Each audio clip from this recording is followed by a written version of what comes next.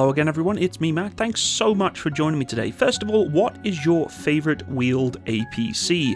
I actually can't pick one at the moment. I would probably say the Lav at the moment, maybe the Boxer, just because I do know the Lav and the Boxer is my previous British Army design world. But this is a unique little armoured transport, an old one, but still to this day pretty cool, actually, I think.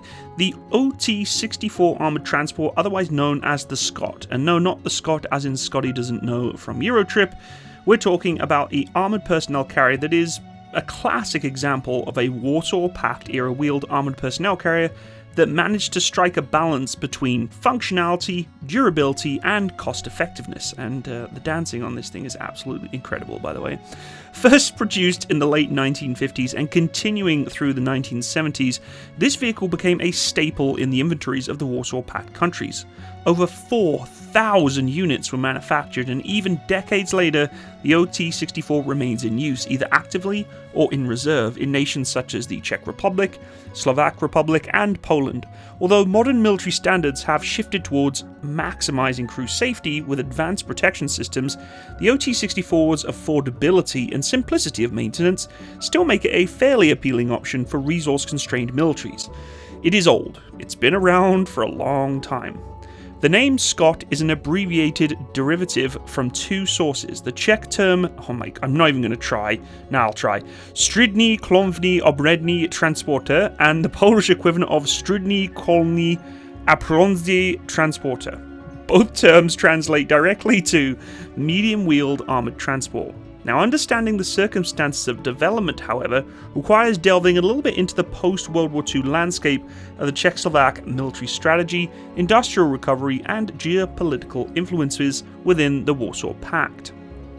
The idea of the SKOT originated from a pressing need to replace the aging HKLP-6 half-tracks, better known by their German designation of Sonderkraftanzug, or the Sd.Kfz 251. These vehicles were originally captured from German forces during World War II and repurposed by the newly re-established Czechoslovak army after 1945. Now, while the vehicle was effective as an interim solution, by the mid-1950s, the HKL6P fleet had become severely worn out. Efforts to replace it with an indigenous design initially faltered. The wartime Kachten APC, based on the LT-VZ38 chassis, was a promising concept but was abandoned after the war. Instead, the army adopted the OT-810 half-track, a vehicle so unpopular it earned the name Hitler's Revenge due to its poor performance and numerous design flaws. Contrary, though, to popular belief, the development of the SKOT was not initially intended as a direct replacement for the OT-810. In reality, the two programs ran concurrently, with the SKOT eventually superseding the half-track as a natural evolution in military transport needs. As early as 1954, the Czechoslovak army had already launched a military program to develop a new military family of APCs, envisioning both wheeled and tracked variants. The primary goal was to provide transport for 12 to 15 soldiers, which is a lot of troops. It's beyond section level of the West, with additional requirements and configurations for mortar carriers and anti-tank roles equipped with recoilless rifles. A key requirement was to standardize the components with the Praga V3S truck, which complicated production schedules for both vehicles but made sense if they can try and standardize the logistics and the maintenance of these vehicles. The post-war Czechoslovakian industrial sector faced significant challenges in meeting these ambitious demands. The country's economy was still recovering from wartime devastation, compounded by the 1948 communist coup, which prioritized central planning and state control over, unfortunately, innovation. The three major stakeholders contributed to the chaos surrounding the SKOT's early development. Eager to modernize, it sought to adopt the APCs that would improve mobility and protection for its military forces, aligning with the global trends in mechanized warfare. Politicians were also, as always, a bit to blame. Reluctant to invest heavily in domestic designs, they viewed APC development as a temporary measure until foreign vehicles, preferably Soviet, could be imported or license produced. And of course, the industrial sector was certainly struggling as well. Already overstretched, the manufacturers resisted the additional burden of APC production. The shortage of automobile engines, compounded by the unification requirements with the Praga V3S truck, really constrained their capabilities to keep up and produce these vehicles. The formation of the Warsaw Pact in 1955 even further complicated matters by introducing new mandates for standardizing military equipment among member states. However, these mandates were poorly defined, leaving many questions unanswered by engineers and politicians alike. For example, no consensus really existed on which vehicles should be standardized or the extent of their unification required. By the way, I don't know where this is, but these fuel prices are wild. And I also love the fact that the vehicle has its own little armoured protective cover there with a keyway, so you have to actually lock it up with a key to prevent someone trying to throw a Molotov cocktail in there and protecting you from siphoning your fuel, because that's a lot of fuel this beast is going to take. Now, these problems that existed were certainly leading to delays in production and development, with the APC program only gaining clarity after a 1956 agreement which placed responsibility for development squarely on Czechoslovakia. Now, several prototype APCs emerged in the 1950s, each plagued with significant shortcomings. Among the first attempts were two armoured variants of the Praga V3S truck, designated the V3SO and the half-track HACO, which would later evolve into the OT-810. Trials conducted in 1956 and 1957 revealed that the V3SO and the HACO prototypes were deeply flawed. While the V3SO barely outperformed the Soviet BTR-152 during testing, it was no match for the HACO half-track.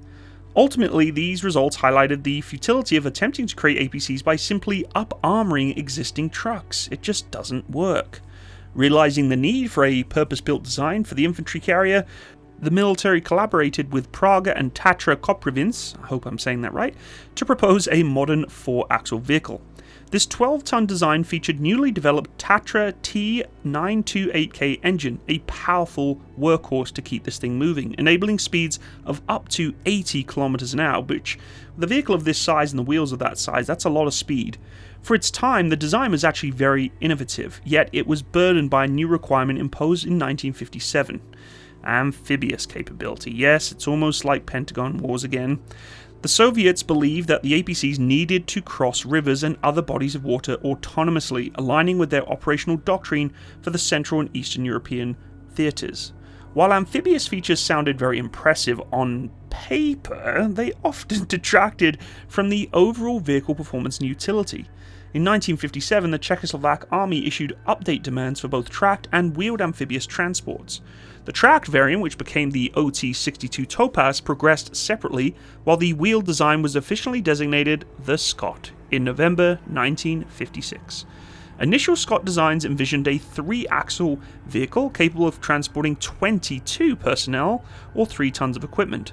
The design featured 15mm of frontal armour resistant to 12.7mm armoured-piercing rounds, and side armour capable of withstanding 7.92mm AP rounds. And of course, amphibious capabilities were specified and required, including a swimming speed of 6 km an hour or greater. This later revised though to 8 to 10 km an hour at a recommendation of the Warsaw Pact Command. Despite its delays, compromises and political decisions, and the progress that it was making, the project continued to face more delays. Tests revealed that even specialized amphibious vehicles struggled to climb unprepared riverbanks, questioning the practicality of an amphibious feature in the first place. Proposals to drop this requirement could have been accelerated through production and halve the costs, but Soviet influence ultimately overruled such suggestions.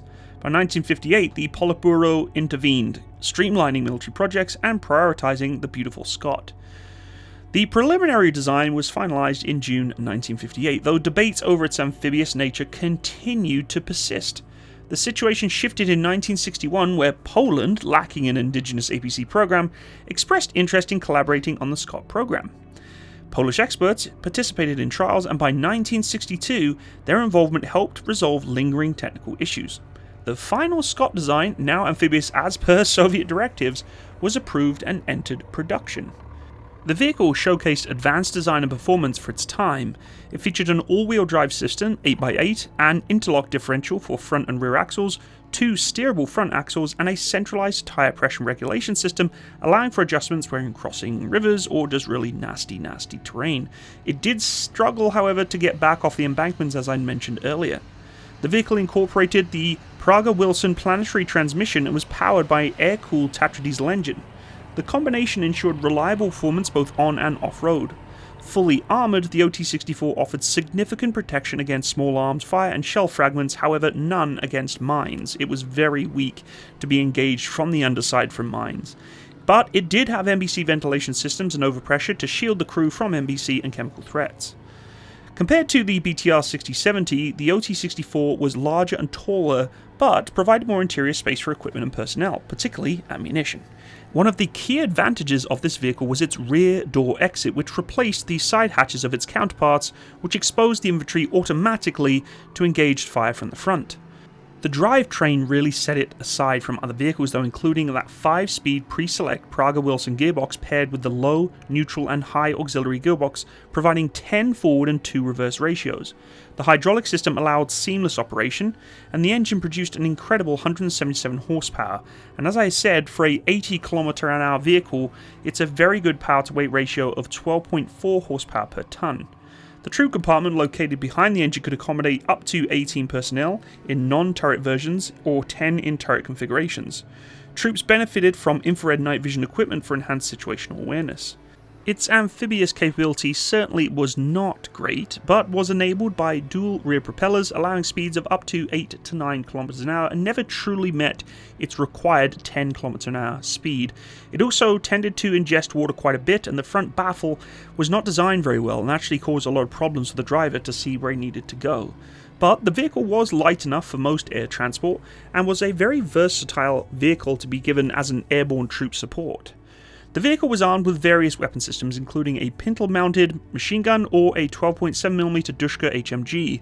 The NATO designated these configurations as the OT-64A and the OT-64B, with some variants featuring gun shields.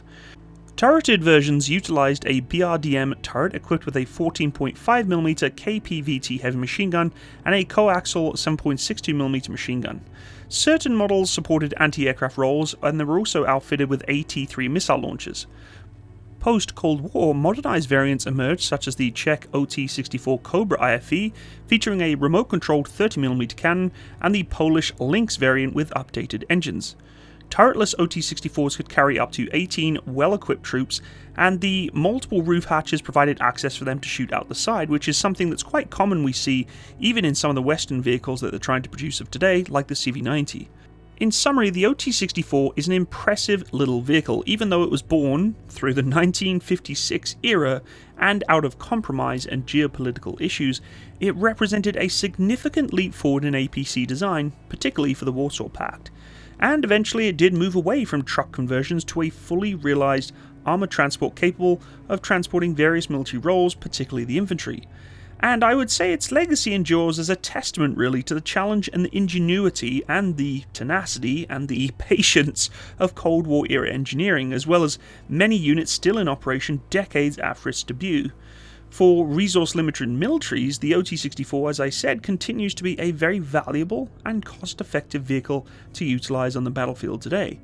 What do you think of this vehicle? I'd love to hear your opinion in the comment section below. Once again, if you could support me and my channel through the algorithm by just letting a like and a quick comment, it really does help out my channel, which is quite a bit struggling at the moment. It's a tough time for me on YouTube, but there we are.